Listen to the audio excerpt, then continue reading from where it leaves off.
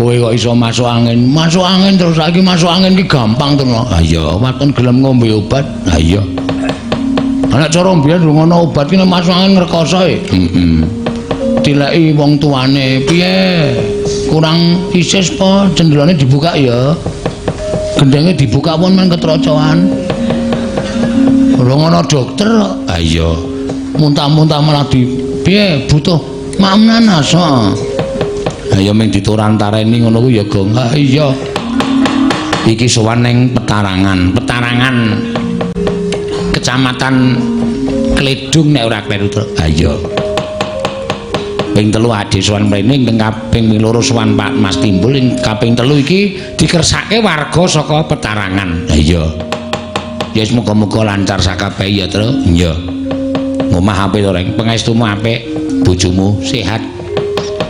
Anak-anak ayo kabeh sekolah kabeh tumrap aku bapakne bodho ora apa-apa ning anake kudu goblok lho anu anake kudu pinter duwe derajat duwe pangkat ayo mula Tegal sawah tak doli ora masalah terus sing penting anakku iso sekolah dhuwur sing penting kok pentung ayo sing jeneng wong omong ra yo angkat pleset ta truk wong ora omong wis iso kepleset kok. Iya ya syukur sing barep saiki sing barep mlebu SMA lulus ding kuliah njupuk jalur hukum weh jurusan kok jalur mbok salah satu penerke to rek wong jeneng wis do lali kok ndak tak penerke lho jurusan hukum iya so nek lulus men dadi hakim garis hukum kok hakim garis ya saurane dadi jaksa wah kata-katamu iku kuno dadi hakim ya sing nomor 2 SMA kelas 3 wow sing nomor 3 SMA kelas 2 lho sing nomor 4 SMA kelas 1 sing nomor 5 SMP kelas 3 ora kok sik kowe iki jane bojomu kucing apa to? Kucing dekel nocot kuwi sak brolan iki pira? 1. Lah kok lete setahun. Lah karang ya piye kaya Tru? Wah aku ki karang mboe. Anggere karo bojoku nggurak ngono kuwi rasane kaya wah. Wis ora iso ngampah. Ha iya. Nganti anggere setahun meteng. Nanti bidane muni. Ngene ya reng sing jeneng program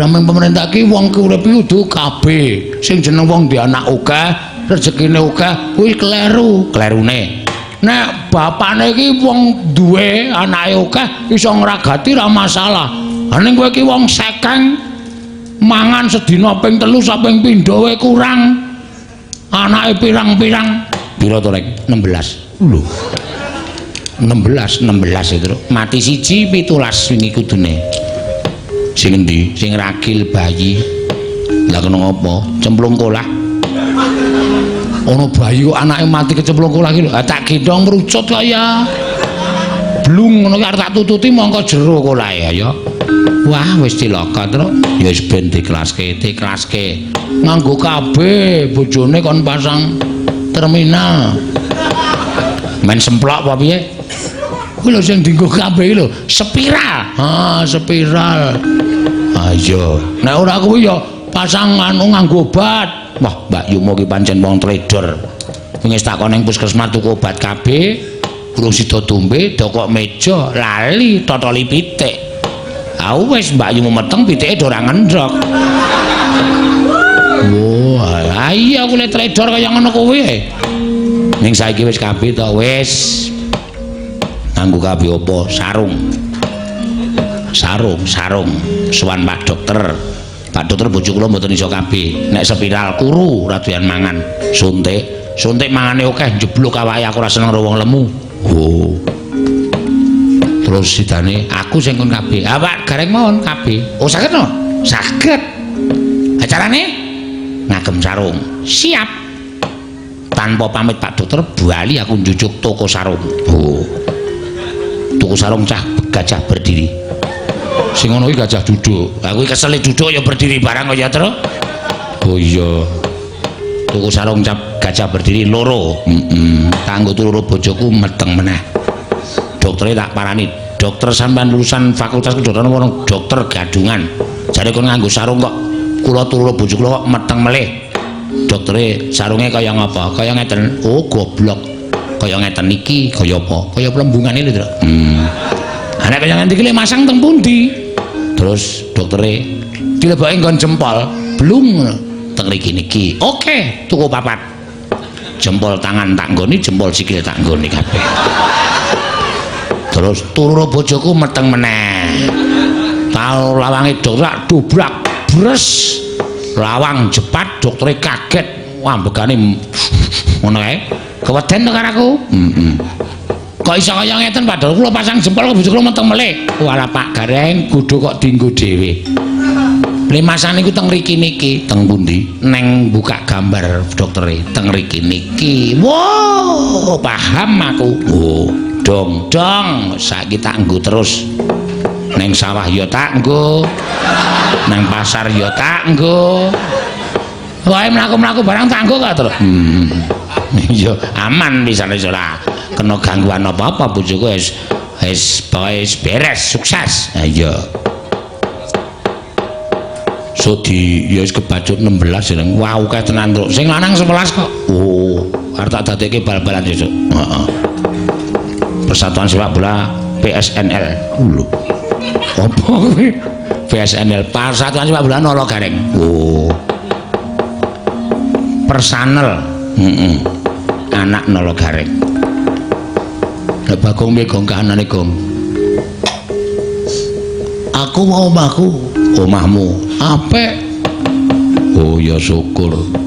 Ora tau nang omahku sing anyar to, Tru? Urung. Lho, apa ya sapa?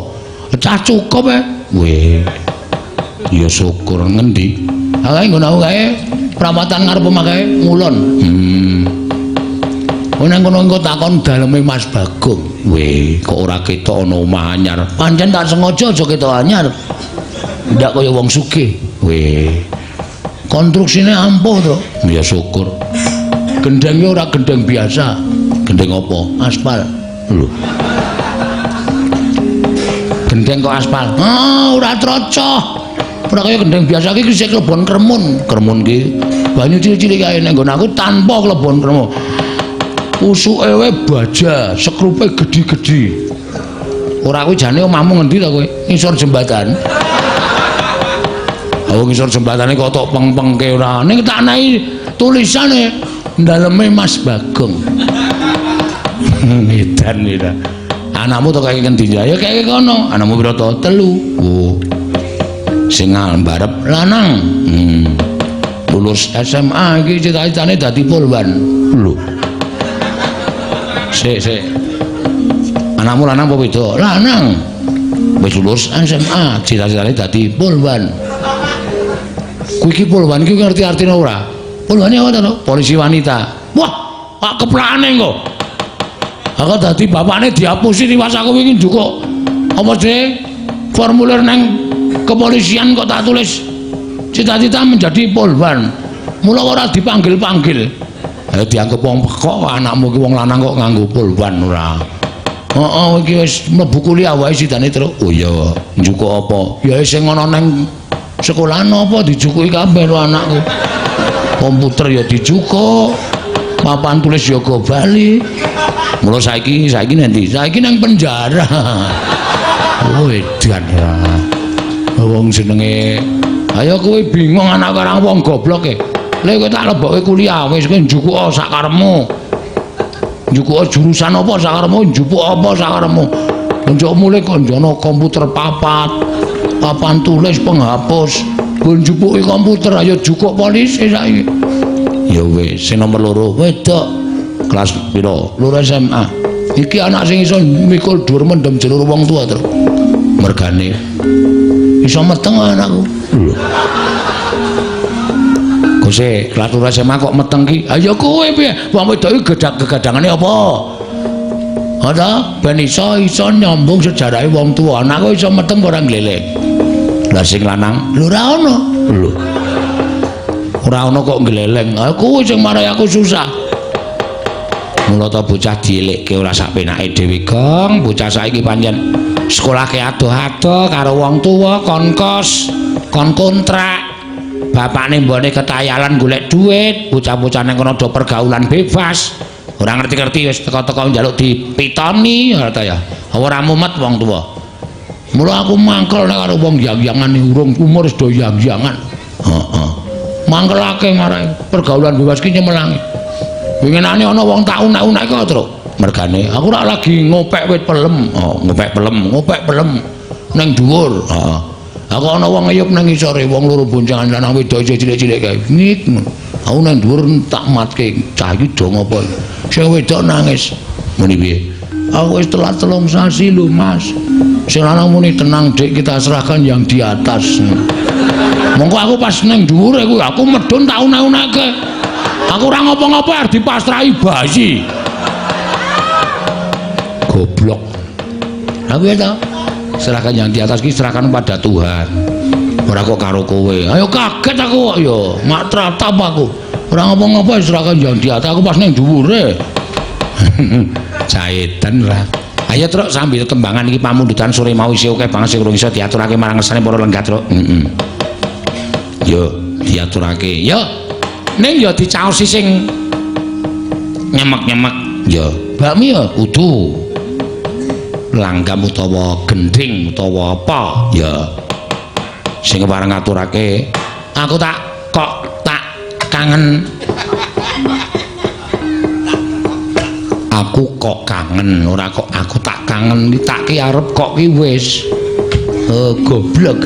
Aku kok kangen karo Sinombari Jata ya, Truk. Lah, kuwi arep tembang kuno ning penake ra jamak-jamak.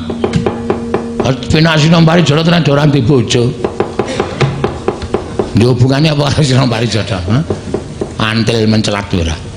Wajar. Sing nekar sapa reng? Mbak Ayu Purwalestari, engko gironge sing ngrampak. Ya.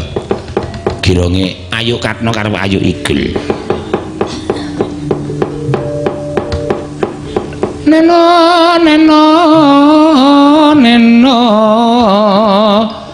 nendo yen lanang seniman enak sing wadon seniwati kayane mumpluk kok mumpluk mlumpuk ayo sing putri sinden sing kakung Pira Pradangga utawa penabuh. Wah, ya wis kayane mlumpuk.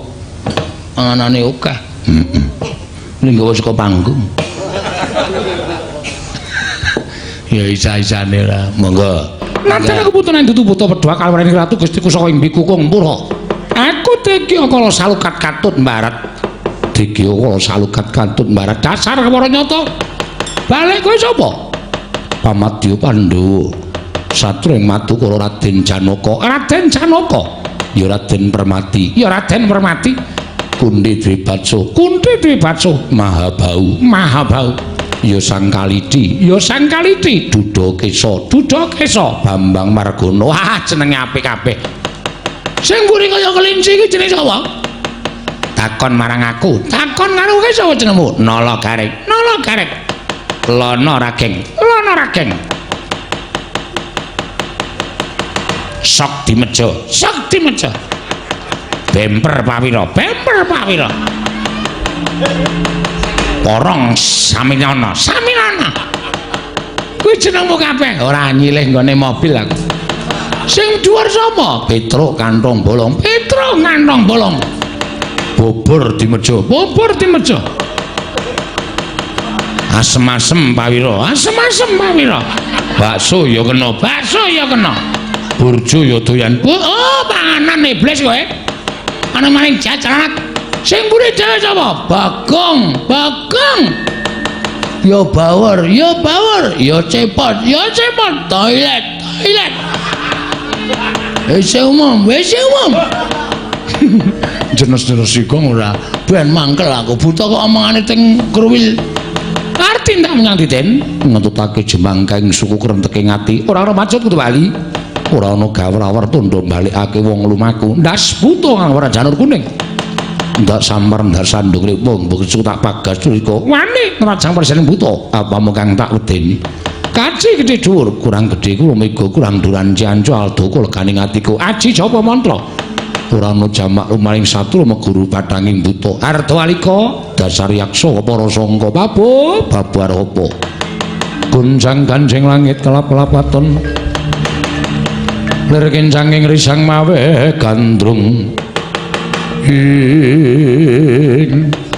kesel ora panjenengan kok pangawe boten tatap sida apa ora totok gunggulmu modar perang cakil kok sida apa ora mas sida apa ora mas ngono wah cebuta edan ora tatap kemudaran sangko gerak wandamu den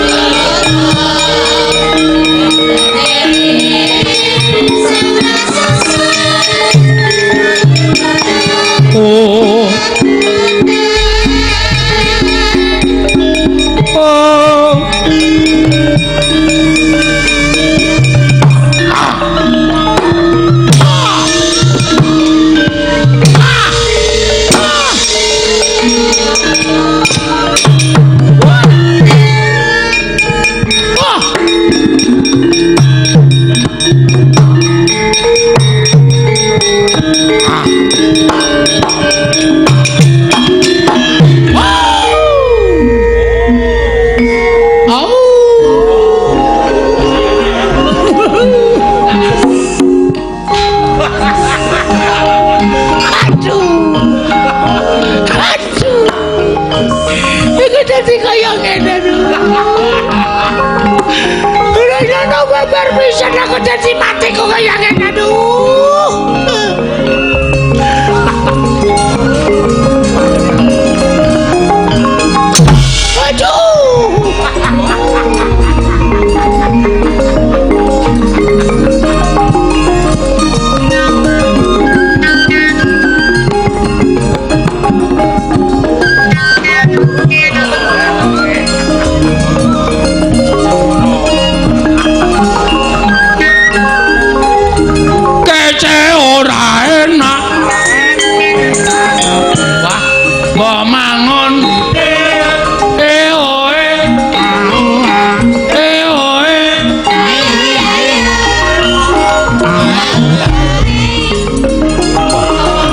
Abot lemangan tetepan kalah karo taro aku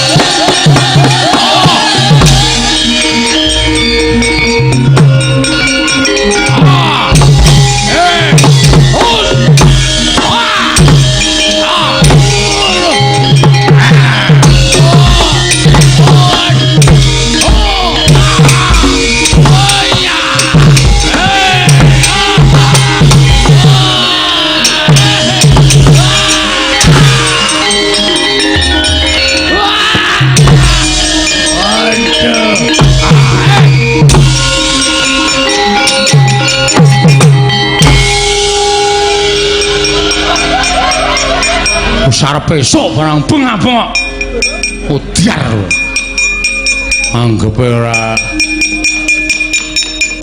ndaraku wis kesel isih anggepe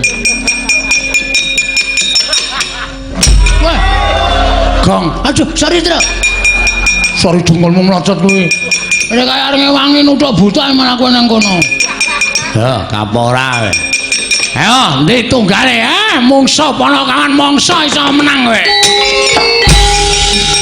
hop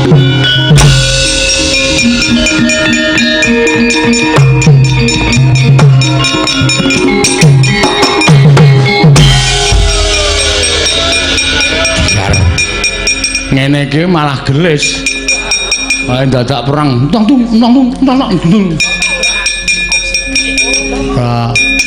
kendangane wis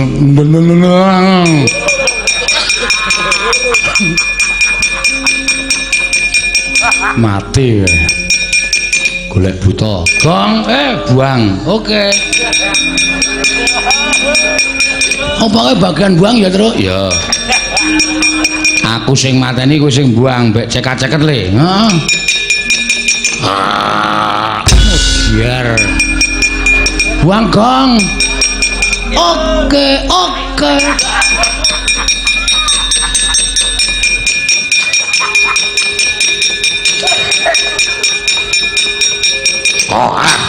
woi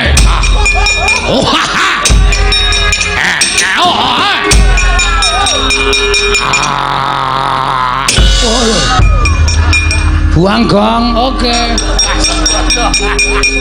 aja nganti ana sing urip lho Tru ndak ganggu perjalanane ndara ayo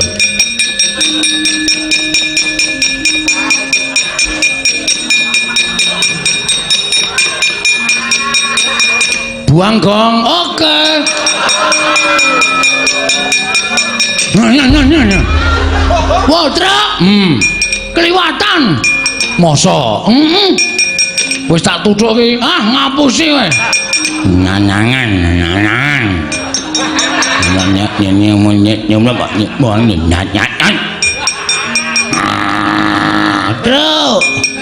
Tru isih gereng ya Tru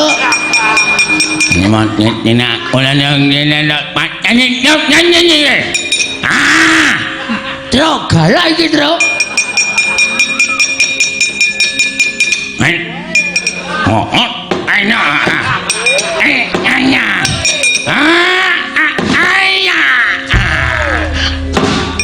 Angel dipateni, Kang. Terus yang graji ndase nang. Manane enak ini men.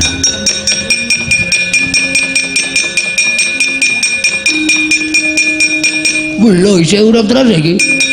Gareng mana ndi? Kesel aku.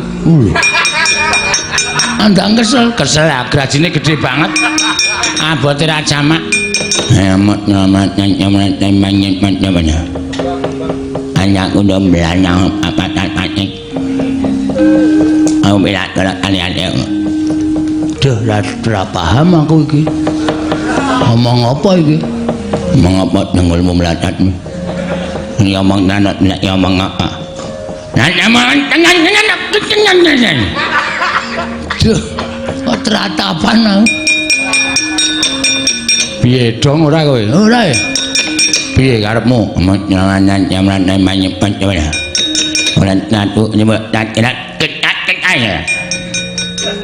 Sopo nan nyuwun kon ngopo ngat nyanyi kapan nengulmu melatat nih nyanyi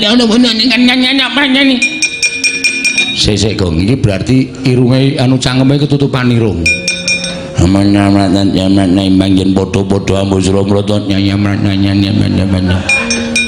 nani mak ini kancaku mati kabeh ratu Gusmu kok kaya pat nyanyi dengan nyanyi.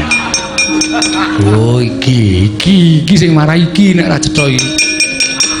Ana nrima ngeman ning kancaku padha mblasah kaya babatan pajeng ayo belan ora nyanyi wong ora nyanyi aku ora iso mangkel urip dhewe nek ora ono kanyang-kanyang ngene.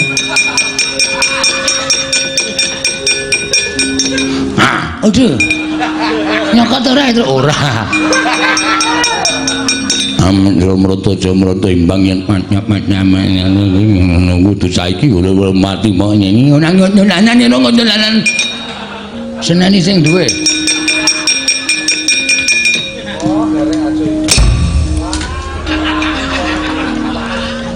irunge ilang ning mati iki ayo mati irunge dilangi kok ora mati ora padake rumasane adoh cilaka iki terus ya golek buta sing antik-antik ya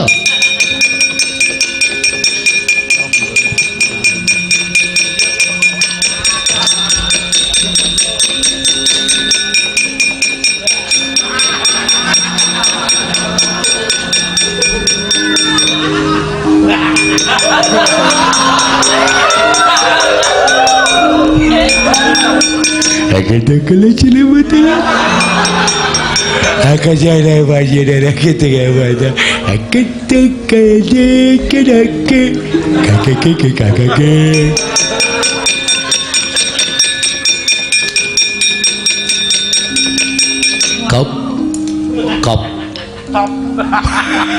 Kop. Stop kop.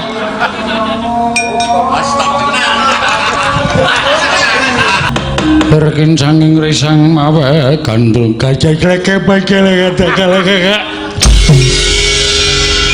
modar ora wis jam 4 kliwat ya mak kecil ya rampung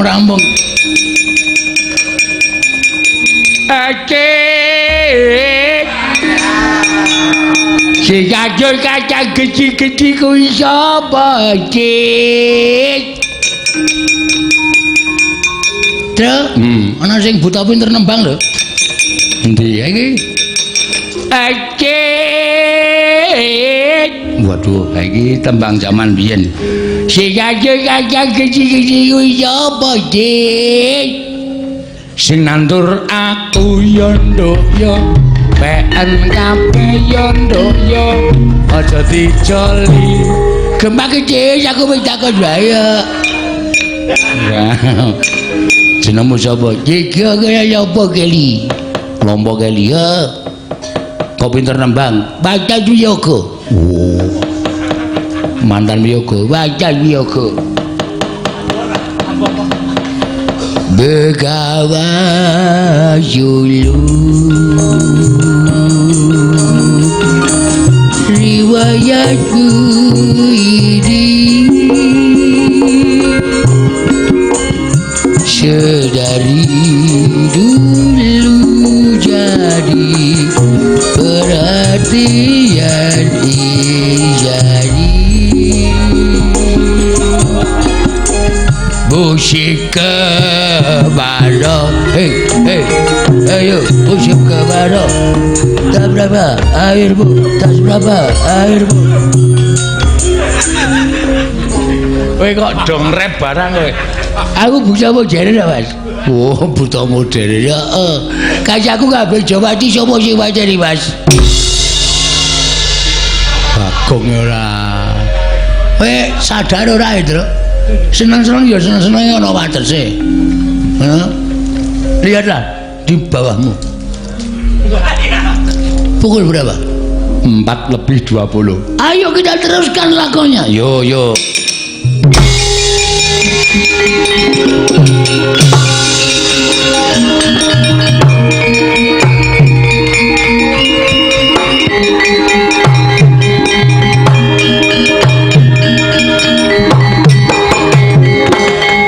Bingung Sang Arjuna ngrasa ngupadi Sekar Tunjung Seta nalika semanten pepuntaning tekad sigra arsa sowan sangersaning asih prana dedel ngawiyar Sang Janaka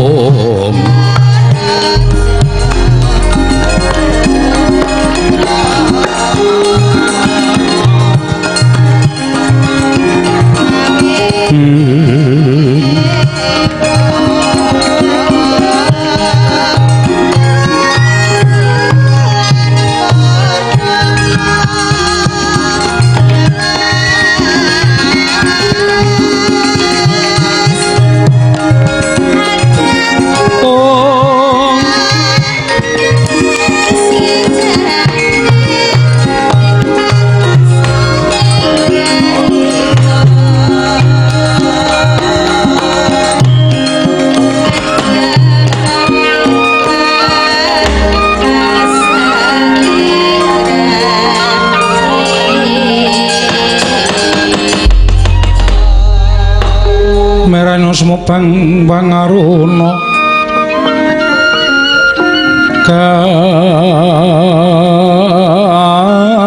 katinetraning uga rapuh sabdaning kokila ring kanikara saketar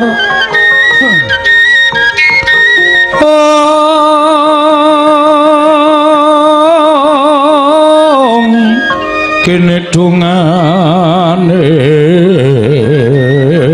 engkong ler sing bene panca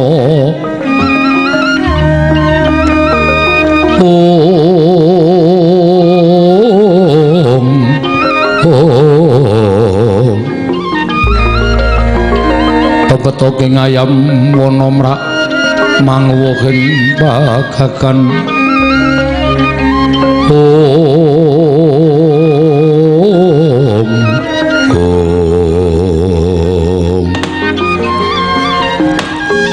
Mas Tunama sidam sekaring bawana langgeng Buya pangling iki kaya wayah ulun Lesmana ing tengabyan loro kasinggan sabda paduka pukulun kula ingkang mayapun Lesmana sowan ngabyan loro paduka Hyang Adi pukulun kula apa to kang dadi sedyanira dene kita sowan mongko tanpa tinimbalan wale-wale menapa pukulun awrat ngemban dawuh timbalanipun Kanjeng Koko Prabu Rama Wijaya supados kula ngolari wonten pundi dunungipun Sekar Tunjung Seta pukulun kula sowan ngabyantura Hyang Adi pukulun sang Bathara Wenang ingkang wigatos namung badhe nyuwun senjata pitulung paringa witedah wonten pundi dunungipun Sekar Tunjung Seta wigatos namung dados sarana anggenipun ingkang wayah amboyong dhateng pun Kakang Semar Badranaya kundur wonten negaring Pancawati pukulun sesemban kula sarating pandam sumala amadangi jroning pasaleyan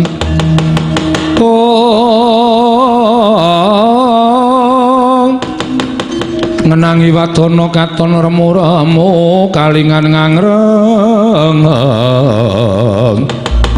sang dia manahengkung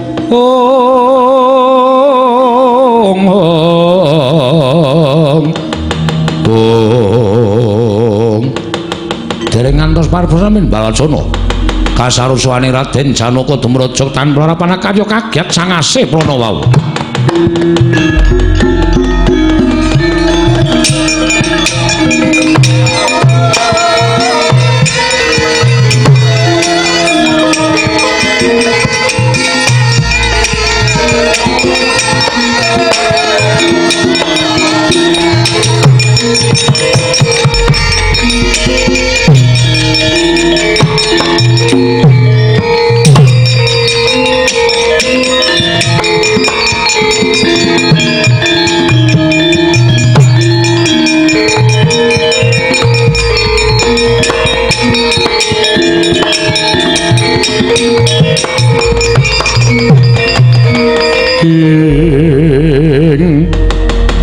Mulat-mara Sang Arjuna semanya kang kamanungsan kasrepan tingkaing mungsun niran padha kadang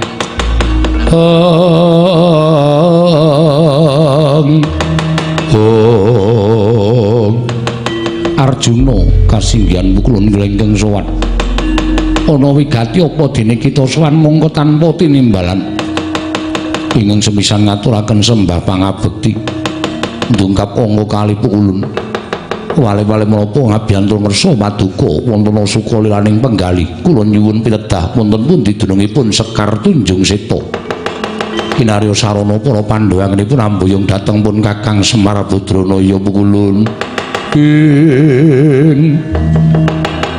kagiat risang kapirangu rinanggul kinempit kambet dosang regnaning bawana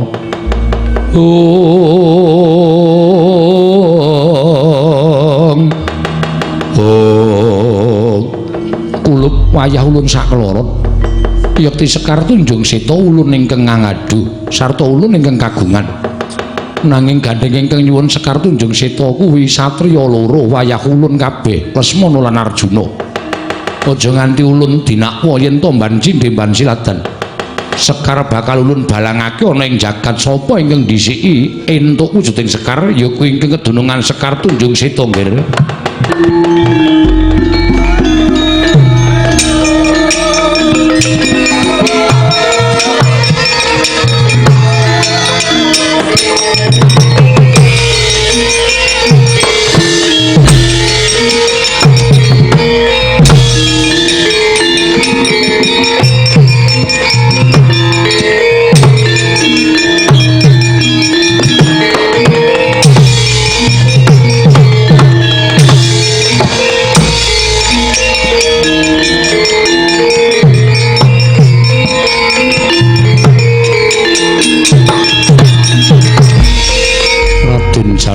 luwih enom nanging kurang trampil trengginas playumu.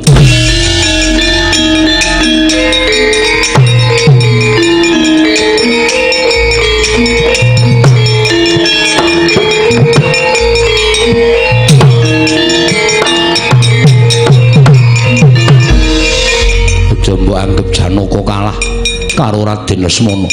Ayo, iki wujuding Sekar Tunjung Seta. Kaya apa aku ngeduga ungkup Sekar Tunjung Seta sranane bedan dadane Janaka kelakon kene marganing patimu parep.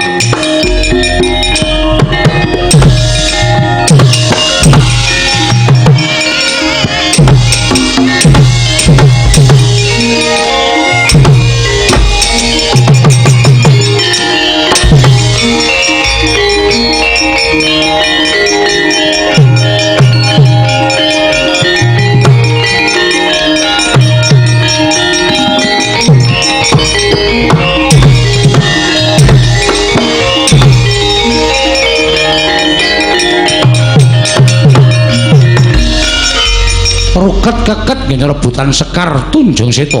Sang Arjuna miwah Raden Lesmana nalika semanten kalaning jagat gaweaning para dewa.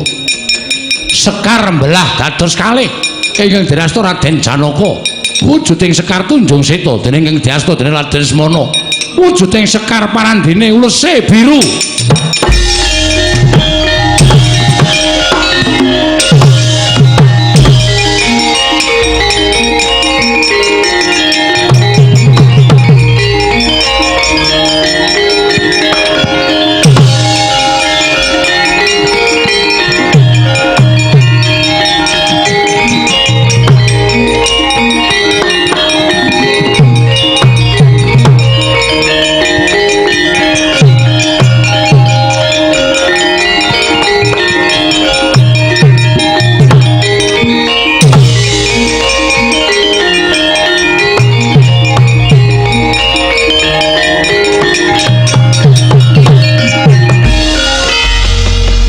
Semar, aku ingin iso ngaturake Sekar Tunjung Seta. Kakang Semar Jatin aku ingin iso ngaturake nanging direbut dening Raden Janaka wekasan Sekar mbelah dadi loro.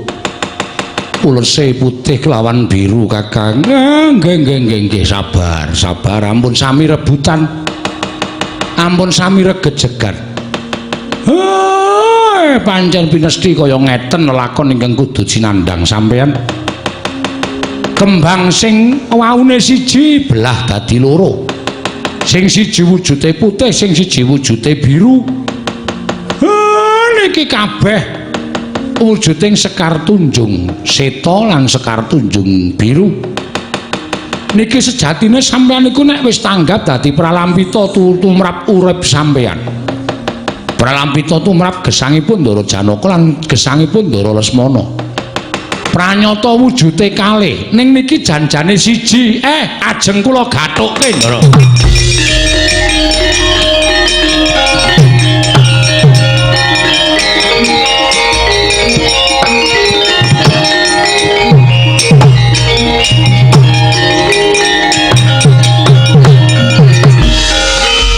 Sekar den gathokaken dados tunggal dening Lurah Semar Badranaya. Ical wujuding Sekar Tunjung Seta lan Sekar Tunjung Biru wenteh garwane iki Lurah Semar nenggah Dewi Bathari Kanastren.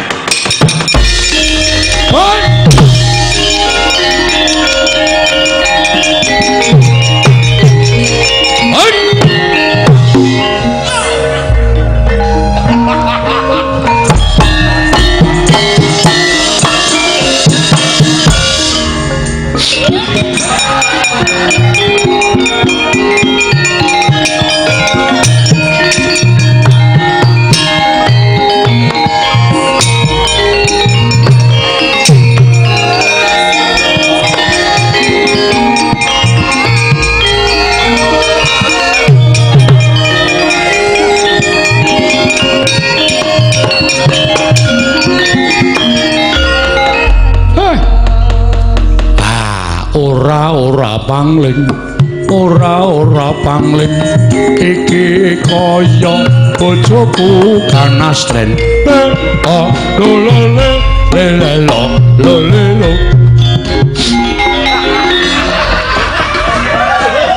Iki Simba, Pak. Wah, mulane kok diombang-ambung. Aku njaluk. Wah.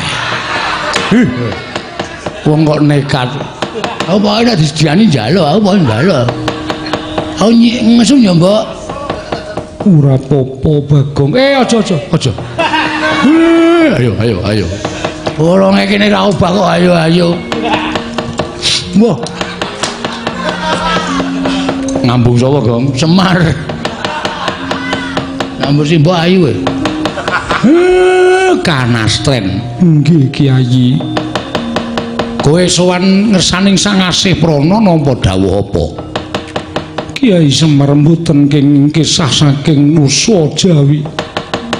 Kyai Semar kedah pindah momong dhateng para Pandhawa. Ah, Ndara. Kula ora pisah kalih bojo kula Kanastren. Mula nek Kanastren pun wis matur, kula ora lunga saka tanah Jawa ateges niki pun dipesthekke dening sing gawe urip. Pancen kula kudu melu Kanastren. Mula kula tetep mapan teng Karangkadempel enten tanah Jawa. Ndara Lesmana kula nyuwun pangapunten nggih, Den.